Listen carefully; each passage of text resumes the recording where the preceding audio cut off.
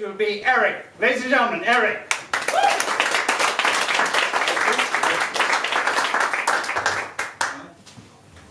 Is it working?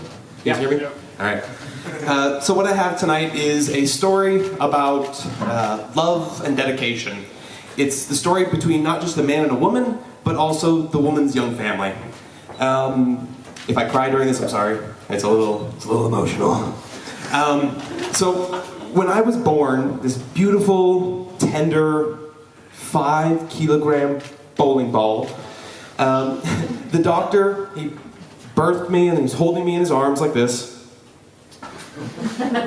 And he hands me over to my mother. And he says, "Ma'am, were you expecting to have twins? Because your baby's so fat, it looks like he ate his sibling in the womb when he got hungry and bored." No, I was just a really, really fat baby.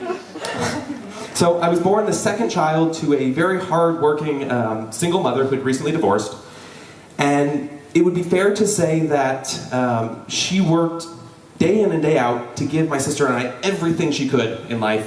And at the end of that day, she had literally nothing left for herself. So around the time I was a year old, she met a man. And this man was, how to put this? Someone who would change all of our lives for the better. He proved time and time again that he was not only a good man, but that he was an all-around outstanding human being. And so, the big night, right? The first date that they're going to have, she's getting ready, right? She's putting on her dress and her makeup and everything, and her children are doing what children do. I'm pooping myself, and my sister's coloring on the walls with crayons and things. And then Murphy's Law decides to pay a visit. Now, for those of you who don't know what Murphy's Law is, it's an adage that says, anything that can go wrong will go wrong. Oh, okay. Shit, okay. All right, have a nice night. Click. It was the babysitter. She couldn't make it, and my mom, being in the 1990s, she couldn't call up her date that was going to come and say, oh, you know, hey, we can't make it tonight, can we reschedule? She would have to wait until he got to her apartment and then explain as, you know, there's a baby covered in poop and my sister coloring the walls. I can't go out with you tonight, I'm sorry. So this man arrives, their first date, right? And she explains this and he says, hey, that's no problem at all. I would love to get to know your kids better. Let's take them with us, right? And so we load up into his car and everything, and he drives down to the waterfront.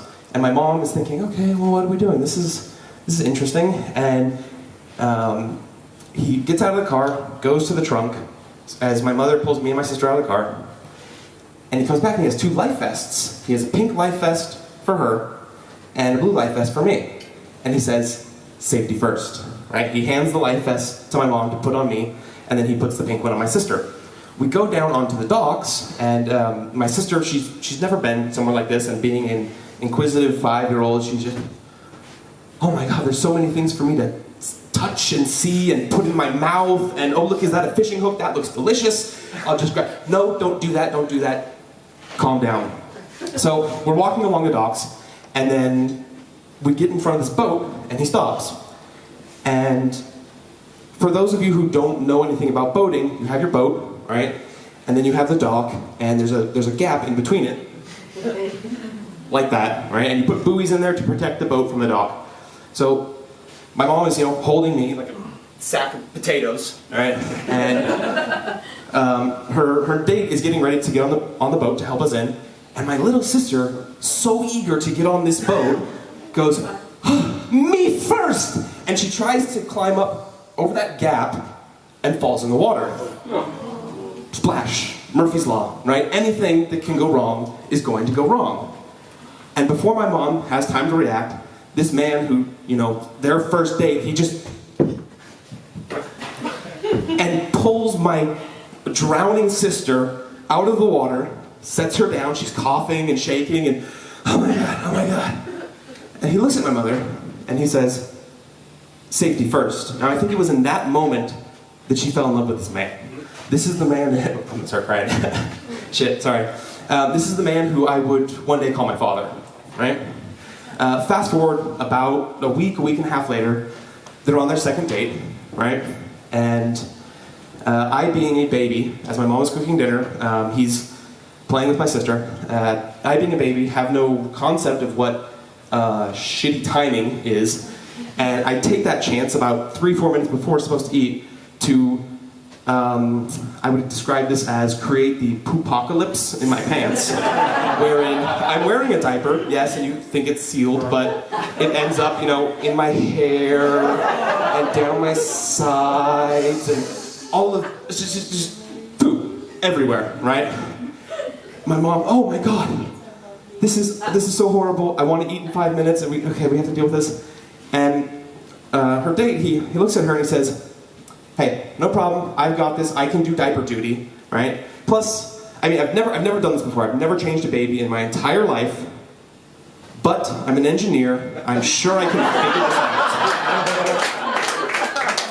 Oh, how wrong he was. Picks me up, trying not to get poo on his clothing, right? So he gets it all over his hands and everything, he sets me on the changing room table, and then, like cracking the seal to an ancient, cursed tomb of a pharaoh, he opens up this diaper, and just a landslide of baby fluids everywhere, down the side of the changing table, on his new shoes, on his pants, everywhere, and he's just, what the fuck do I do? Oh my god, I'm an engineer, I can do this! And as he's contemplating, he's like, do I clean myself off first? Do I clean off the baby's head and work towards ground zero? Or do I start at the source and then work my way out like in a grid pattern to clean up this baby? Murphy's Law. Anything that can go wrong is going to go wrong. He's sitting there contemplating, okay? And a hot, stinky jet of baby pee hits him right between the eyes, right? He screams from just this abject horror, ah! And it goes into his mouth and chokes out his scream. So you have, on their second date, a shit-covered, pee in his face, in his mouth, in his, you know, like that stereotypical 90s dad stash. It's just everywhere. And he goes, okay, I'm an engineer. I can do this. So, the rest is history though.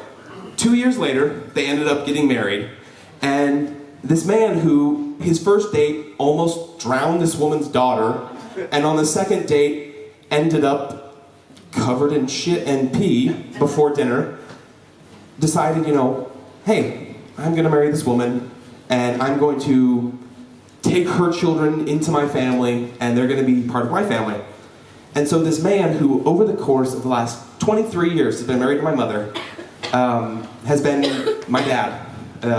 You know, for better or worse, we've had fights and things like that, but, you know, whenever we have a hard time, he just reminds me, do you remember that time, that second date that I had with your mother, and I was hoping that we would have a nice evening, you know, alone, later on, and you shit on me, and you pissed in my mouth. Do you remember that?